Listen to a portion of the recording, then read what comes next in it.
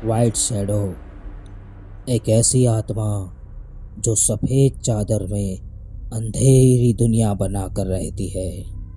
बाहर से काफी भयानक, लेकिन अंदर से अनसुलझी पहेली होती है। डार्क बंगला, जहां पर एक औरत अपने पति को लेकर अपनी छुट्टियों को खर्च करने गई थी, लेकिन अपनी जिंदगी और अपने शरीर को खर्च कर दिया। आबादी से दूर सुनसान वीरानों में अकेली खामोश हवेली जो अपने अंदर कई राज दबाकर बैठी थी। अकेलेपन का फायदा उठाकर खुद को अपने पति के साथ पूरी तरह खो गई और शरीर को पूरा संपूर्ण सुख दे दिया।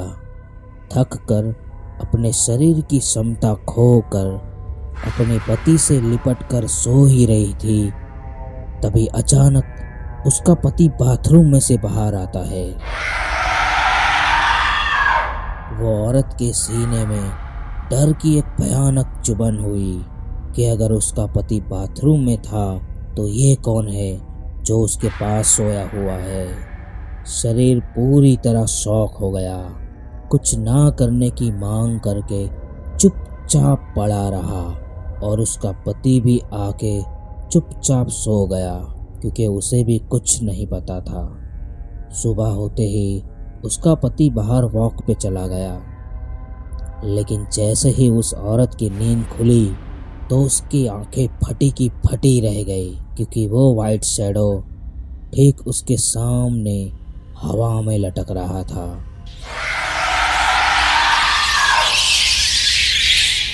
चुपचाप हवा में लटकती भयानक डरावनी परछाई कुछ ना करके भी बहुत कुछ कर रही थी। वो औरत भी उसे ही देख रही थी। दिल में सिर्फ एक ही डर था कि अगर वो जरा से भी हिली तो वो चीज उस पर झपट पड़ेगी। जैसे ही उस औरत का पति घर में आया तो उसने जो देखा तो उसके पैरों तले जमीन खिसक गई, क्योंकि डर के मारे उसकी पत्नी की आंखें फटकर बाहर आ गई थी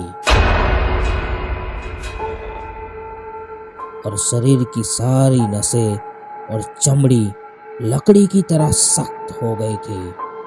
ऐसा लग रहा था कि डर के मारे खुद के शरीर को बड़ी ही जोरों से जकड़ कर रखा था।